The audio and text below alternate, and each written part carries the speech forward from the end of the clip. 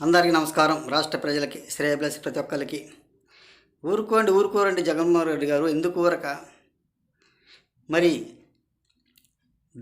ప్రతి దాడికి ఏం చేయాలో ఎలా చేయాలో ఒక్కసారి ఆలోచించండి. మీరు ఆలోచించి ఏదైనా దాడి చేయాలి, కానీ ఊరక చేస్తే అట్ట.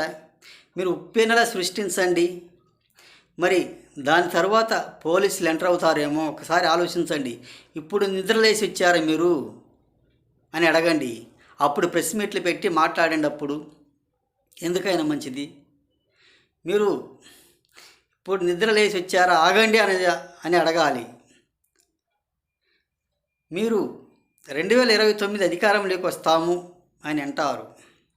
కనీసం మీకు ప్రతిపక్షం కూడా లేని విధంగా చేశారు రాష్ట్ర ప్రజలు. మీ దాడులకు, మీ దౌర్జన్యాలకు, ప్రతి ఒక్కదానికి కూడా ప్రతి ఒక్కరిని కూడా భయపెడుతూనే వచ్చారు. మరి ఉప్పెనలా సృష్టిస్తాము అని అంటారు. ఎలా సృష్టిస్తారు? ఈసారి జీరో అవుతుందేమో ఒకసారి ఆలోచించు.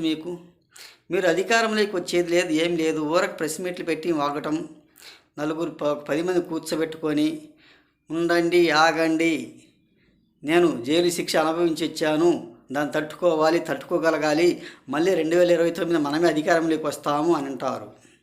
మీరు ఫస్ట్లో ఉన్నది ఎట్టా? చీకట్లో ఉన్నారు. చీకట్లోంచి వెలుగులోకి వచ్చారు, మళ్ళీ చీకట్లోకి వెళ్ళిపోయారు మీరు. మరి వెలుగులోకి వస్తామన్న గ్యారెంటీ ఏమైనా ఉందా మీకు అని మీరు చెప్పుకొని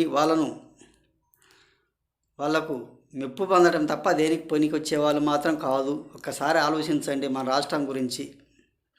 మీరు వచ్చిన దగ్గర నుంచి రాష్ట్రం ఏ విధంగా అయిపోయిందో 3 ముక్కలు చేస్తూ రాష్ట్ర రాజధాని లేకుండా చేశారు. మీరు అడుగు పెట్టారంటే మాత్రం రాష్ట్ర ప్రజలు ప్రతి ఒక్కళ్ళు కూడా అనుకుంటూనే ఉంటారు. ఇది 3 ముక్కలు చేస్తారు, కానీ ఒకే ఒక్క రాజధాని చేయరు. 3 రాజధానులు చేసి గొడవలు సృష్టిస్తారు. ఇంకా రావడానికి ఆస్కారం లేదు జగన్మోహన్ రెడ్డి గారు. 3 రాజధానుల కింద వచ్చేవాడే ఒకే ఒక్క రాజధాని కింద రాలేడు, చేయలేడు. కరోనా టైంలో ఏ విధంగా జనాలు ఇబ్బందులు పడ్డారు, ఏ విధంగా అయిపోయారు ఒకసారి ఆలోచించండి మీరు